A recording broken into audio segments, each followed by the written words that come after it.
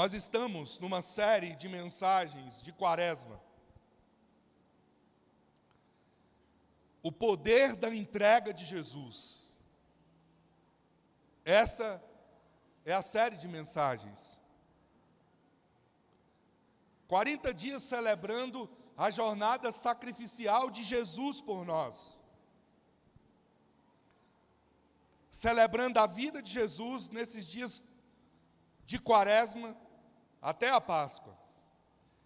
Lucas capítulo 22, versículo 19 e 20 diz assim: tomando o pão, deu graças e disse: isto é o meu corpo dado, entregue a favor de vocês. Façam isso em memória de mim. Da mesma forma, depois da ceia, tomou o cálice, dizendo: esse cálice é a nova aliança do meu sangue, derramado em favor de vocês.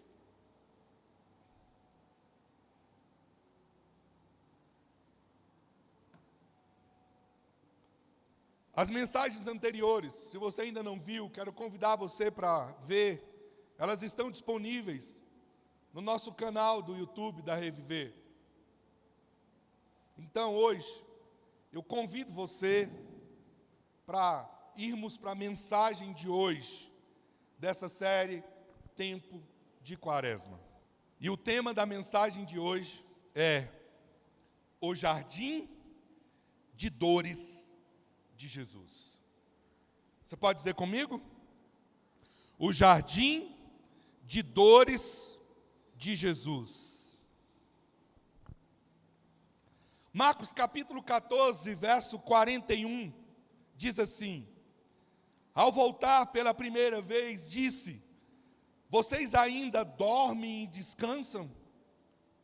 Basta, chegou a hora, o Filho do Homem está prestes para ser entregue nas mãos de pecadores. Você já enfrentou, ou você está enfrentando, algum jardim de dor? Hoje eu quero convidar você para juntos darmos um passeio pelo jardim que Jesus atravessou por mim e por você. O jardim de dores de Jesus. Vamos juntos? E o nosso caminho é o caminho até o Getsemane. Para que a gente entenda esse contexto, é importante que você tenha em consciência que a vida e o ministério de Jesus, eles foram marcados por compaixão. O ministério de Jesus foi marcado por milagres e por ensinamentos transformadores. Desde o início, ele proclamou a chegada do reino de Deus e revelou o coração do Pai a toda a humanidade. Jesus curou enfermos, Jesus restaurou vidas, Jesus expulsou demônios e anunciou as boas novas aos pobres. O ministério de Jesus foi um chamado ao arrependimento e à restauração da comunhão entre Deus e os homens. No entanto, nem todos aceitaram, nem todos receberam. Naquela época, a oposição crescia, os líderes religiosos se indignavam e as multidões que antes o seguiam começavam a se dividir. Esse era o ambiente. Seu caminho foi traçado desde o nascimento. Jesus foi predeterminado, predestinado para morrer e ressuscitar para a nossa redenção. Ele veio para dar a sua vida como resgate por muitos. E o ápice da jornada de Jesus estava próximo nesse momento.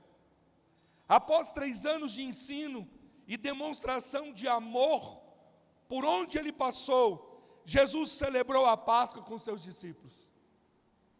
Naquela noite, ele instituiu a nova aliança ao partir o pão e ao compartilhar o vinho. Mas ele sabia que o momento mais difícil estava por vir. Dali, então, ele seguiu para um lugar crucial, chamado Jardim do Getsêmani. Não um refúgio de descanso, mas um campo de sua maior batalha antes da cruz. Ali, no Jardim de Getsêmani, no meio da escuridão, Jesus enfrentaria a dor da separação do Pai, a angústia do pecado do mundo sobre ele e o peso da obediência total e restrita dele ao Pai. Assim como o Getsêmani marcou o momento mais decisivo do ministério de Jesus, eu quero te falar essa noite, os nossos jardins de dores também se tornam lugares de definição na nossa vida.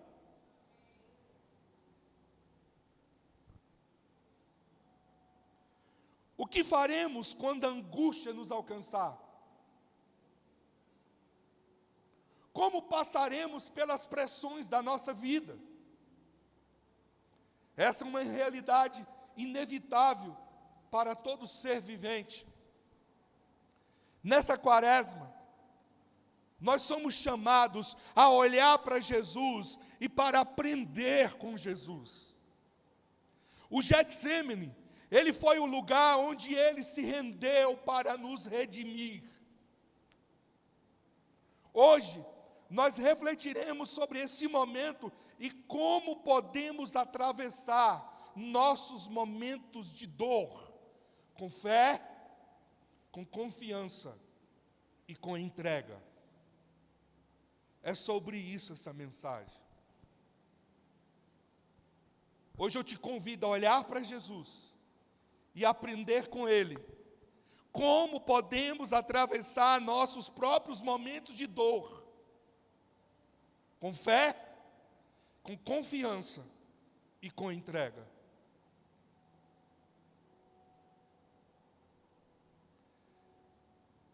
Marcos capítulo 14, verso 41 diz: ao voltar pela terceira vez, disse: vocês ainda dormem e descansam?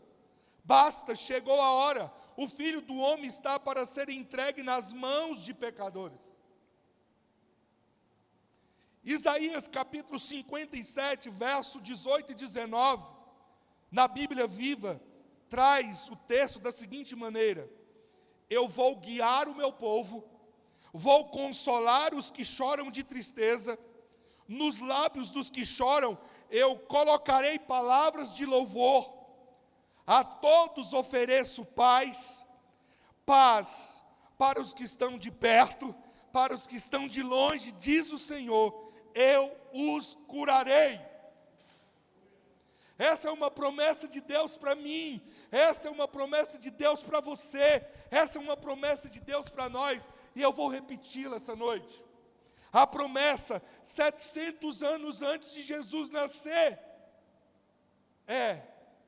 eu vou guiar o meu povo, eu vou guiar o meu povo, eu vou consolar os que choram de tristeza, nos lábios dos que choram eu colocarei palavras de louvor, a todos ofereço paz, paz para os que estão de perto, para os que estão de longe, diz o Senhor, eu os curarei. Você recebe essa palavra na sua vida hoje? Eu declaro sobre a sua vida uma direção de Deus. Eu declaro sobre a sua vida o consolo na sua tristeza. Eu declaro sobre a sua vida as palavras novas de louvor nos seus lábios. Eu declaro sobre a sua vida a paz oferecida por Jesus. Eu declaro para você que está perto, para que você que está longe, eu declaro a cura que Ele prometeu sobre você. dentro do plano eterno do Pai, havia no roteiro a parada no Getsêmani. Eu e você não prevemos isso. Eu e você não buscamos isso. Eu e você não gostaríamos dessas coisas, desses momentos. Mas existem roteiros que são inevitáveis, porque esses roteiros dizem respeito a processos de Deus na nossa vida, aquilo que Ele quer nos ensinar, através do seu próprio exemplo, para poder consolidar em nós o seu próprio caráter. Esse lugar, ele poderia ter sido poupado a Jesus, mas ele não foi. No entanto, Jesus, ele ressignifica o lugar, ele ressignifica o Getsêmani, trazendo esperança e graça.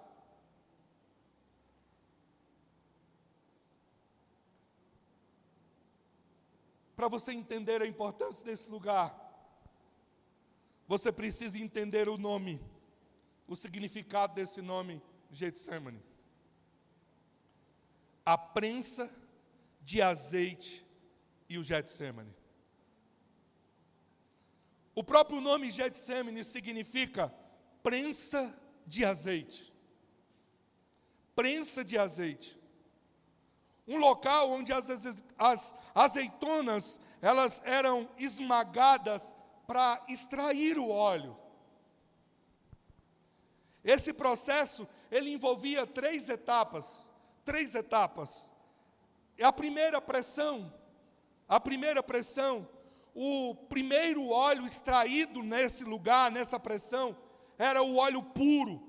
E esse óleo era usado para unção no templo. Havia uma segunda prensa. E na segunda prensa, o segundo óleo, ele era utilizado para alimentação e para remédios. E havia uma terceira prensa. Essa terceira prensa, o óleo final era usado para iluminação, queimando nas lâmpadas das casas. Assim, dessa maneira, Jesus, por 3 momentos de intensa agonia no Getsêmani, orando 3 vezes e sendo esmagado emocionalmente, espiritualmente e fisicamente. Seu suor se tornou em gotas de sangue, diz a Bíblia, em Lucas 22, 44. Um fenômeno médico raro, chamado hemaditrose, que ocorre sobre extremo estresse.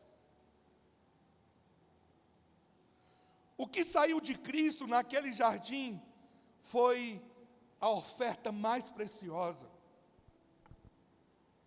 Seu próprio sangue e a unção que nos cura, nos alimenta espiritualmente e ilumina nosso caminho até a Deus.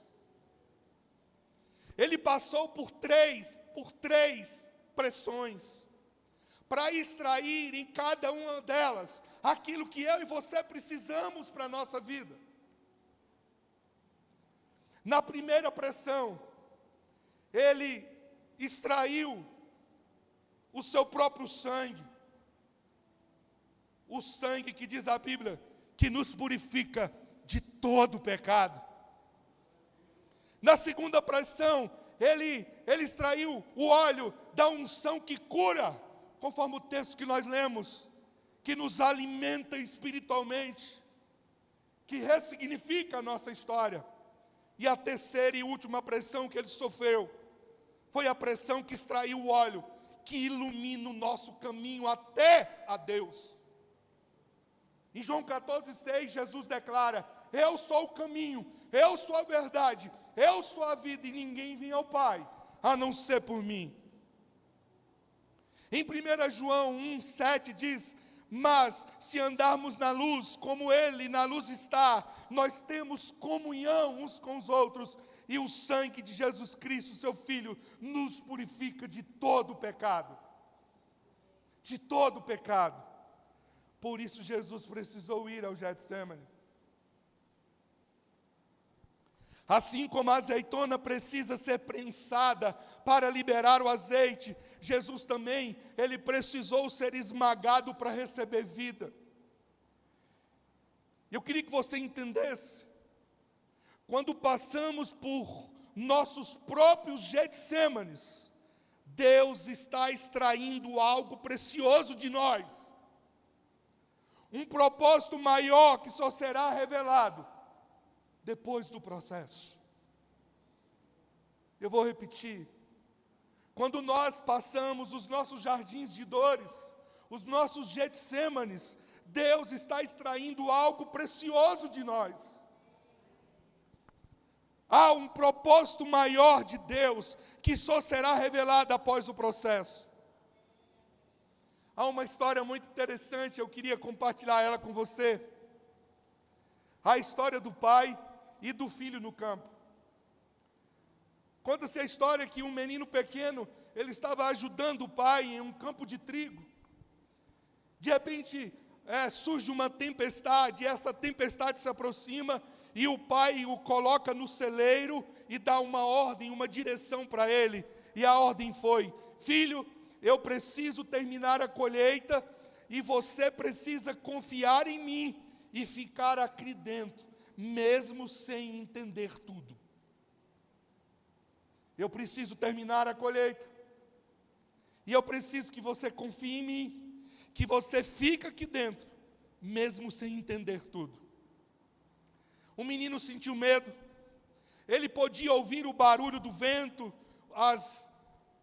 os relâmpagos nas frestas daquele celeiro, mas ele lembrou das palavras do pai e ele permaneceu naquele lugar. Quando a tempestade passa, o pai volta, o segura nos braços e então diz: você fez bem em confiar, meu filho, eu sempre voltaria para te buscar. Deixa eu te falar, Jesus no Getsemane precisou confiar no Pai, em meio à tempestade emocional e espiritual que ele sofreu. Mesmo sabendo o que ele enfrentaria, ele permaneceu na vontade do Pai. Quando estamos em nosso próprio Getsemane, nós precisamos lembrar que Deus não nos deixa sozinhos na tempestade. Ele sempre voltará para nos segurar nos braços.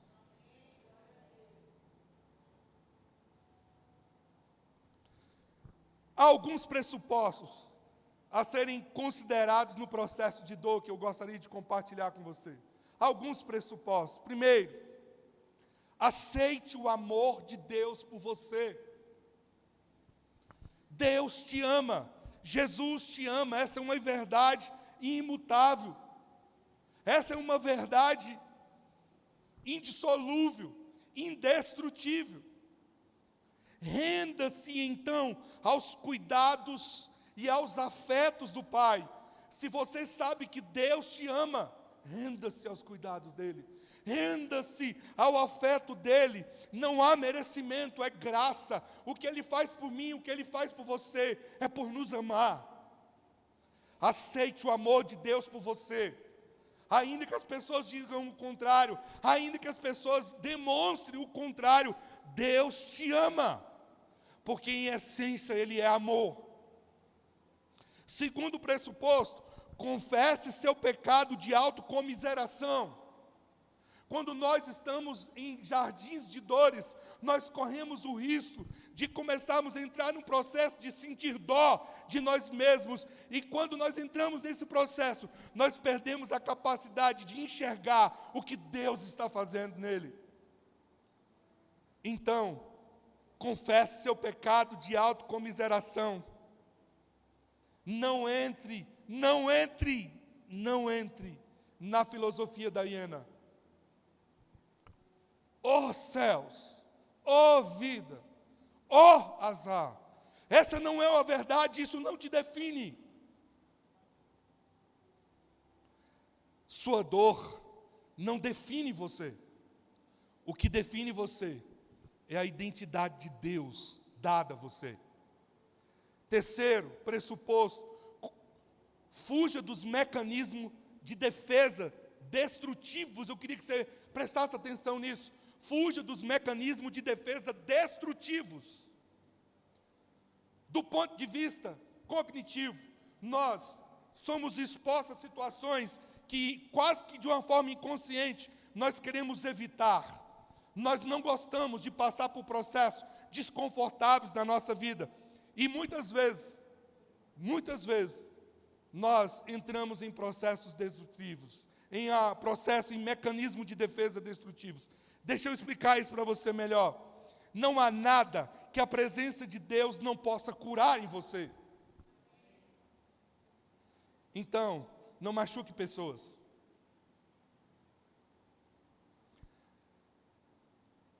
Não sangre na vida de quem não está te cortando.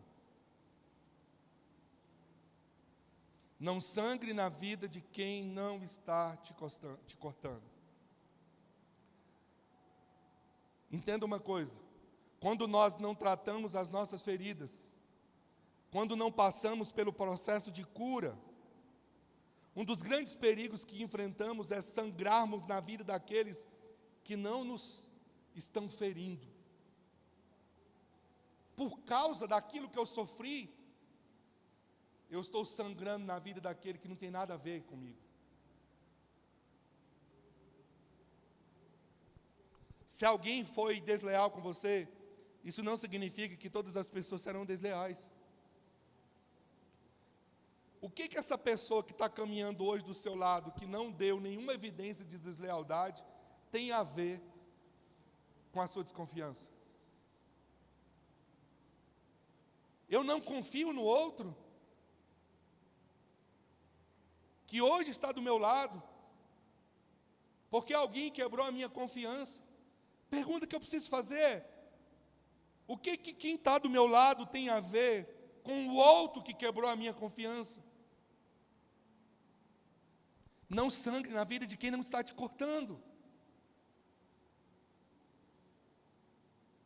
Não crie, não entre nesses mecanismos de defesa destrutivos. Às vezes nós transferimos a outros nossas dores, como se elas fossem responsáveis por elas. Esse é um mecanismo de defesa destrutivo. Quem é responsável pela dor causada a você foi quem te causou. Não é quem está do seu lado hoje. Quarto, vivencie sua verdadeira identidade. Invista no relacionamento profundo com o Espírito Santo, com a sua família da fé. Não ande sozinho. Não ande sozinho. Eu citei o texto de Provérbios 27:17, como ferro afia o ferro, assim um amigo afia o outro amigo. Não ande sozinho. Tenha com quem contar. Até as nossas conquistas, elas só valem a pena quando a gente tem com quem celebrar, gente.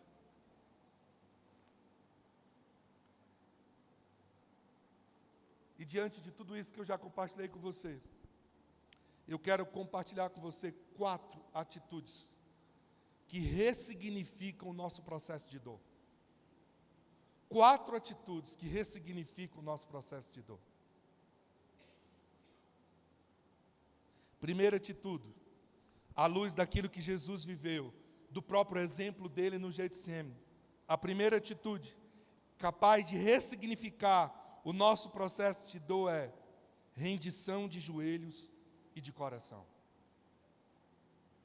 Rendição de joelhos e de coração. Marcos capítulo 14, o texto que conta toda essa história, o versículo 35 diz assim: ele avançou um pouco e curvou-se até o chão. Uma das coisas mais lindas que vemos em Jesus é a sua humildade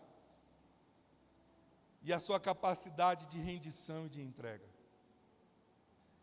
Ele era completamente rendido ao Pai. A Bíblia diz que mesmo ele sendo Deus, ele não usurpou o ser igual a Deus, fosse algo que ele deveria se apegar, mas ele se humilhou em forma de homem.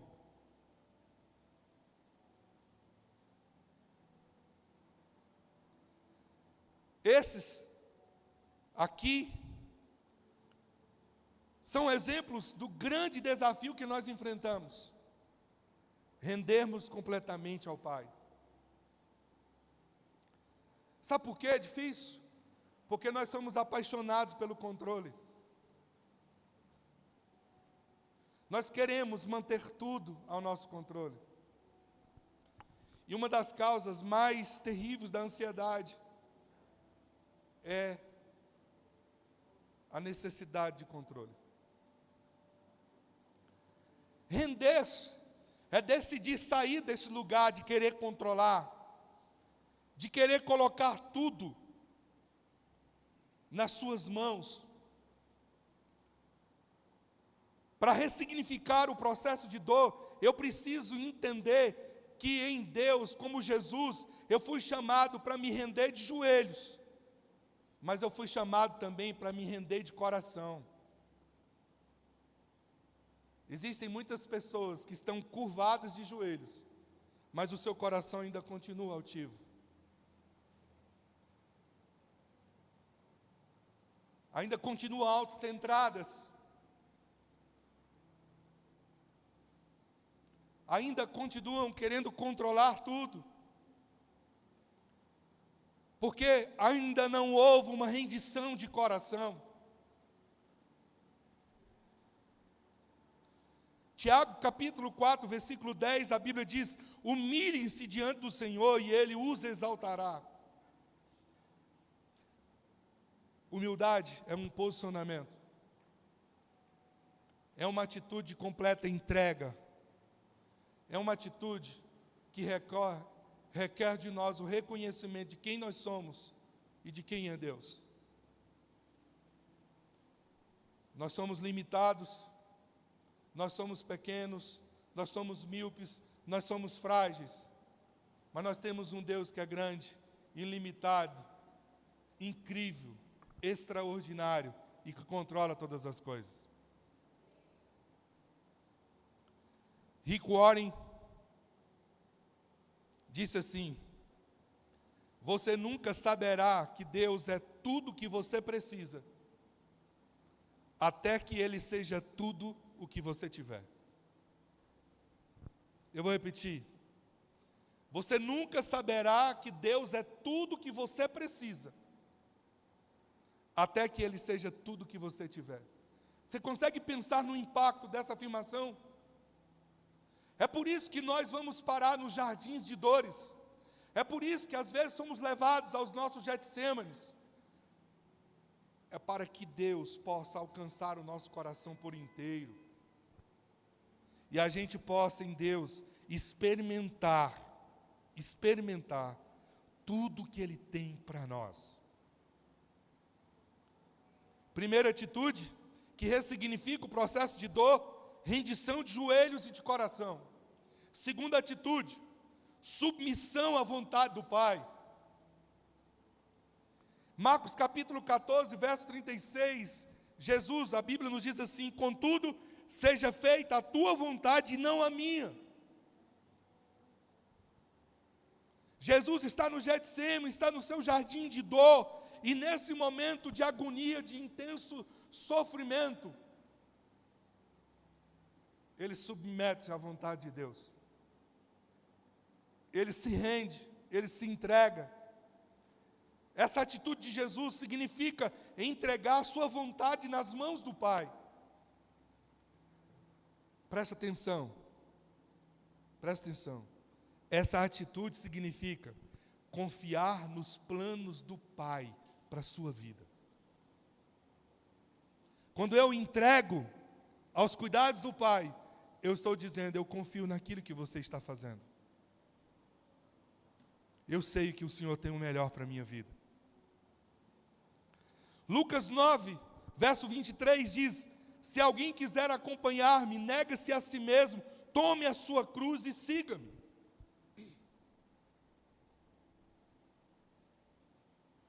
Esse é o verdadeiro evangelho. É o evangelho que nos leva à renúncia. É o evangelho que nos leva à entrega.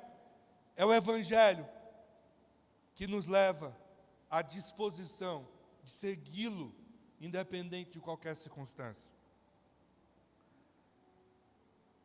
O escritor cristão Dallas Willard disse assim: a entrega a Deus não é um ato único, mas um estilo de vida.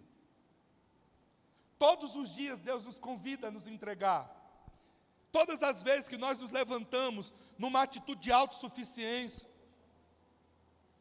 numa atitude de independência, eu e você somos convidados a entregarmos. A Bíblia nos diz, no Salmo 37, que Deus não despreza um coração contrito e quebrantado, mas Ele resiste ao soberbo. Resiste ao soberbo.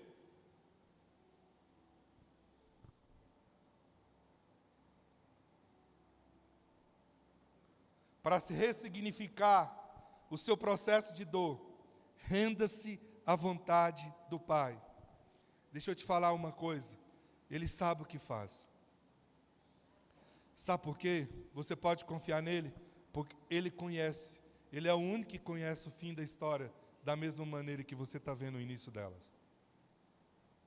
Jesus se submete à vontade do Pai, porque Ele sabe o fim da história.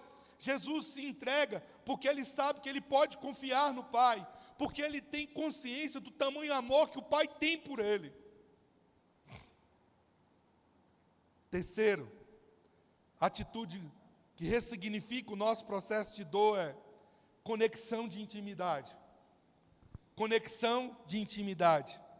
Marcos capítulo 14, verso 36, o texto diz: Abba, Pai, tudo é possível para ti. Abba, Pai, tudo é possível para ti.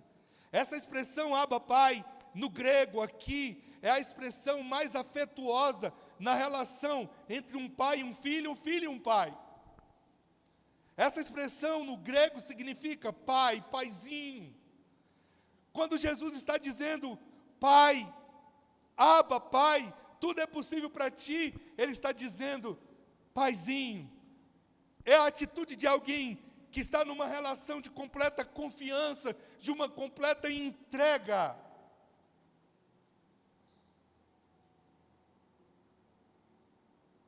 Romanos, capítulo 8, verso 15, a Bíblia diz, pois vocês não receberam um espírito que os escravize para novamente temerem, mas receberam o espírito que os adota como filhos, por meio do qual clamamos, Abba, Pai. Diga comigo, eu sou filho. Coloca a mão no peito e diz, eu sou filho. Diga comigo, eu tenho um pai. Abba, Pai, tudo é possível para ti. Sabe o que isso fala? Isso fala de intimidade, do filho que está no colo, e do filho que confia, e do filho que sabe quem é o seu pai. O filho que está no colo é um filho que está no lugar, na proximidade maior que existe. Larry Crabb, escritor cristão, também psicólogo, disse assim, o maior presente que Deus pode lhe dar é Ele mesmo. Ele não apenas mostra o caminho, Ele é o caminho. Não há nada maior que você possa receber de Deus que seja maior do que Ele. Ele é o caminho. Ele é o caminho. Por fim, em último lugar, a última atitude que ressignifica o nosso processo de dor, resiliência para enfrentar o desafio. Resiliência para enfrentar o desafio. Marcos capítulo 14, verso 42, a história vai terminando, Jesus dizendo assim, levante-se e vamos.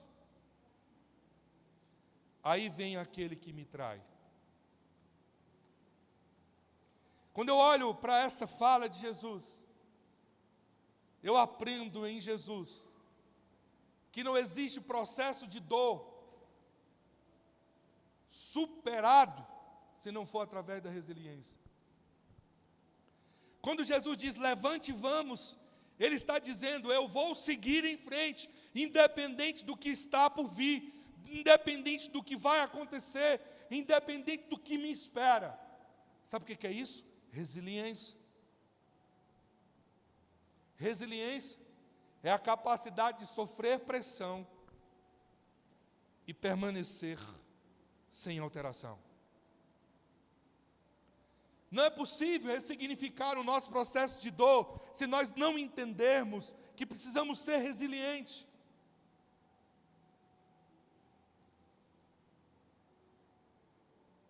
Gálatas 6:9 diz, não nos cansemos de fazer o bem, pois no tempo próprio colheremos, se não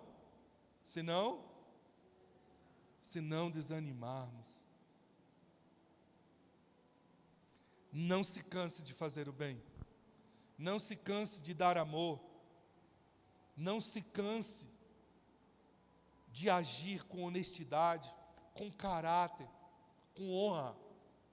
Não se canse, porque no tempo próprio você vai colher, se não desanimar.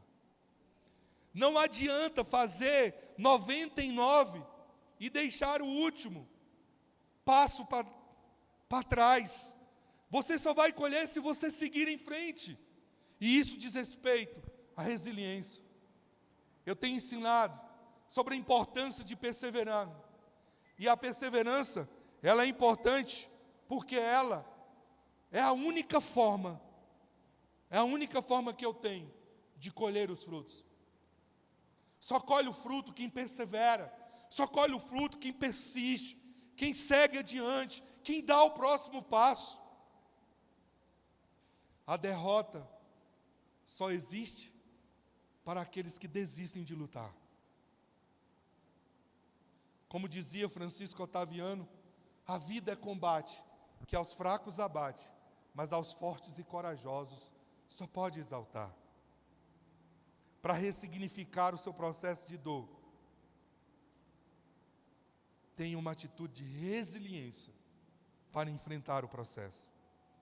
O bispo T.J. Jakes, no seu livro Esmagado, ele diz assim, a pressão não destrói o vaso, ele a forma, ele o forma.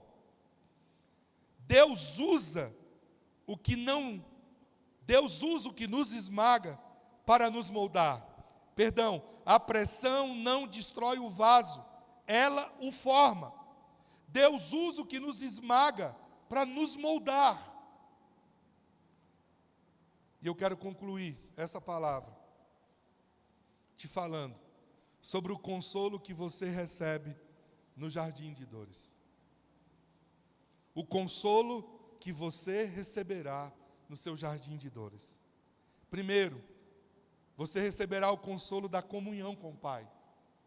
João 17:1, a Bíblia diz, depois de dizer isso, Jesus olhou para o céu e orou, Pai, chegou a hora, glorifica o teu Filho, para que teu Filho glorifique a ti.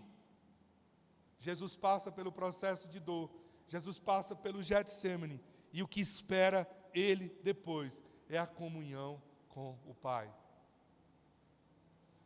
Todas as vezes que você enfrenta o processo e passa o processo, você vai receber o consolo da comunhão do Pai.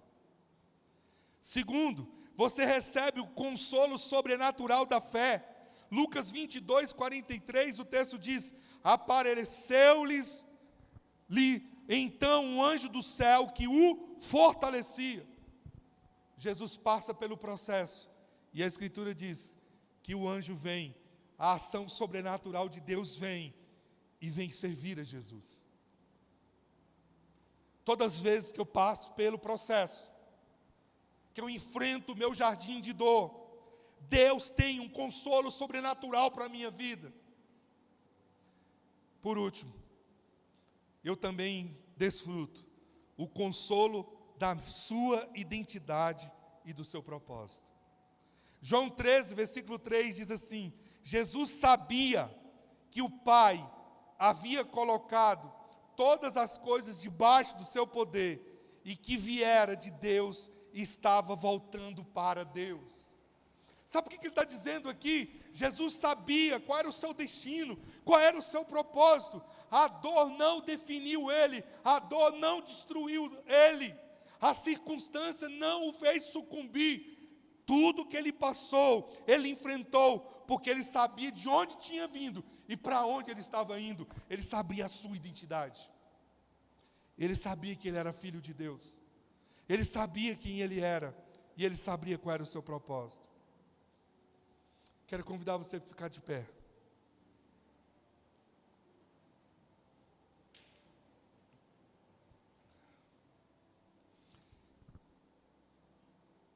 E eu gostaria de convidar você essa noite para orar comigo, essa oração aqui.